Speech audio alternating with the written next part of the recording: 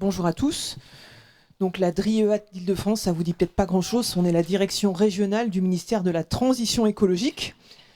Et on travaille aussi pour le ministère de l'Aménagement du territoire qui porte les politiques de logement, de transport. Donc autant vous dire que les questions d'économie circulaire qui vous occupent aujourd'hui, c'est aussi un peu le cœur de notre sujet entre l'aménagement, le logement, les transports, l'énergie, les ressources. Voilà. Dans ce qu'on fait au quotidien, on n'appelle pas ça tout le temps économie circulaire, mais en fait, on y retrouve souvent les principes. Donc tout d'abord, je voulais remercier Ecopolis de nous avoir invités à cette journée et de nous proposer de prendre la parole. Cette journée, c'est une bonne occasion pour revisiter nos pratiques, décloisonner nos approches. Vous avez entendu des expériences très inspirantes ce matin. Je pense qu'il y en aura d'autres dans l'après-midi. Et donc l'économie circulaire, c'est un levier important de la transformation de nos villes, et je dirais plus largement de nos sociétés. L'économie circulaire, c'est pas simplement améliorer l'existant, bien sûr ça commence par là, mais c'est en fait changer un peu la façon de voir, notre façon d'aménager, de concevoir la ville. C'est repenser nos modes de production, nos usages et nos logiques d'aménagement. C'est faire de la matière, de l'espace, de l'énergie, des usages et des savoirs de chacun, des ressources qu'on peut réutiliser pour les optimiser et les partager. Voilà. À la DRIEAT, nous sommes convaincus que c'est un principe, c'est pas un secteur économique, l'économie circulaire. Vous n'avez pas le bâtiment, les logements, je sais pas quoi, l'agroalimentaire et l'économie circulaire. Ça peut avoir une réalité au sens de l'INSEE, mais en fait, c'est plus que ça. C'est un principe qui doit structurer toutes les politiques sectorielles avec une approche systémique. Et en particulier, c'est un principe on va dire incontournable pour tout ce qui concerne le bâtiment et l'aménagement. Pour que ça marche, l'économie circulaire, il faut impliquer en amont tous les acteurs du projet. Donc bien sûr les collectivités, les maîtres d'ouvrage, les concepteurs, les entreprises qui font les travaux, mais aussi les bénéficiaires finaux des projets, notamment les habitants quand on parle de logement. Parce que ces bénéficiaires, ils auront une expertise d'usage importante sur le site, et c'est eux qui, une fois que le projet sera livré, feront vivre au quotidien dans le fonctionnement du site l'économie circulaire. Et donc pour développer ces démarches d'inclusion, de concertation avec les bénéficiaires finaux des sites et notamment les habitants, à la DRIEAT, on porte le dispositif qui s'appelle Participation Île-de-France.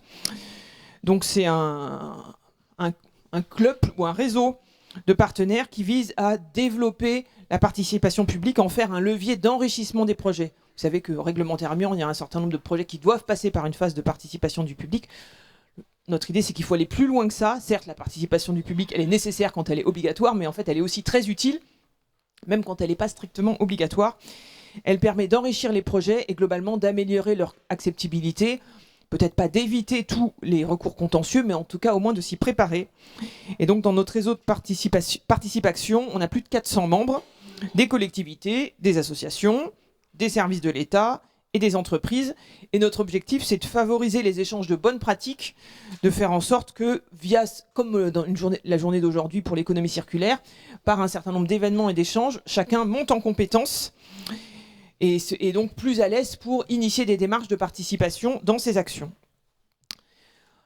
Ce matin, vous avez eu une intervention de Madame Barle qui vous a parlé du métabolisme urbain, où on peut concevoir la ville comme des flux de ressources, d'énergie, avec des flux rentrants, des flux sortants, et puis des choses qui transitent à travers la ville.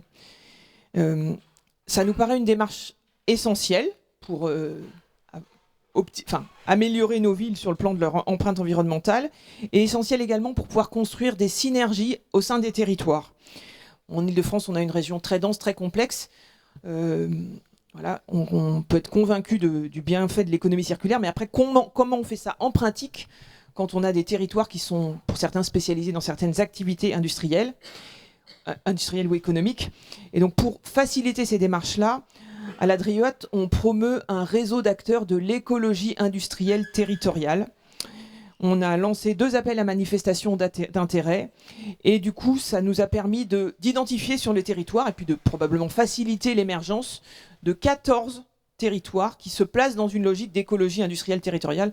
Si vous ne connaissez pas, c'est un territoire sur lequel on a un secteur industriel un peu, on va dire, principal dominant, pour lequel les flux de matériaux inutilisés d'une industrie peuvent servir de ressources à celles d'à côté. Et on essaye de faire en sorte que du coup, il y ait moins de matériaux entrants dans l'ensemble du système économique et plus de matériaux qui tournent entre les entreprises. Voilà, donc on a au moins 14 démarches en Île-de-France et on essaye, voilà, l'objectif c'est que ces acteurs puissent optimiser leurs ressources, mais aussi l'usage des lieux, les équipements, les services. Bien sûr, il y a des freins pour développer l'écologie industrielle territoriale.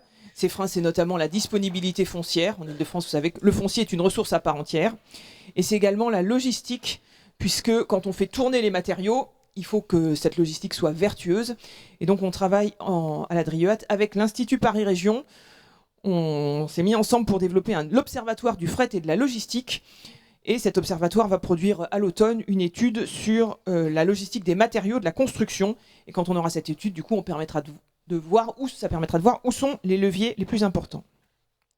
2 mots sur la planification écologique territoriale. Vous en avez forcément un peu entendu parler dans ces dernières années.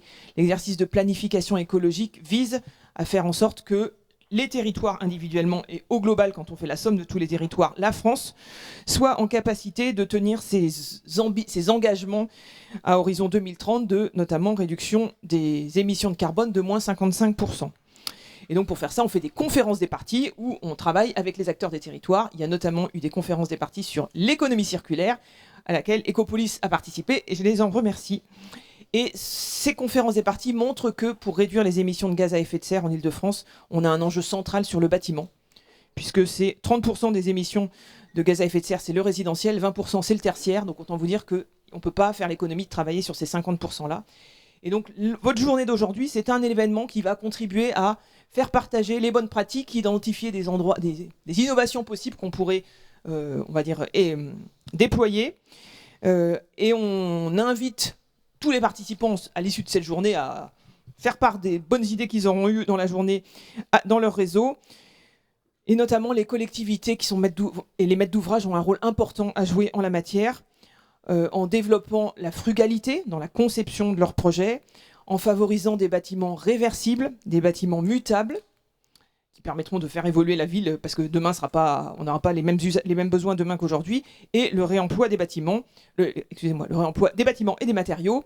Et l'atelier que vous avez tout à l'heure sur le béton est une bonne illustration de ce qu'on sait déjà faire aujourd'hui et des difficultés qui nous restent. Juste pour dire que c'est pas facile tout ça, mais si on s'y met tous ensemble, on peut y arriver. C'est l'exemple du village des athlètes qui a été produit pour les JO, où on a dépassé tout ce qu'on avait imaginé comme faisable avant sur ce qu'on peut faire en termes de recyclage des matériaux et puis de pratiques vertueuses, puisqu'on a eu une très très forte réduction des camions qui ont dû évacuer les déblais de ce chantier avec 200 000 tonnes de matériaux qui sont partis par des péniches. Voilà, j'arrête là, j'aurais eu plein d'autres choses à vous dire, mais je vais laisser la place aux autres intervenants et je vous souhaite un bon travail cet après-midi.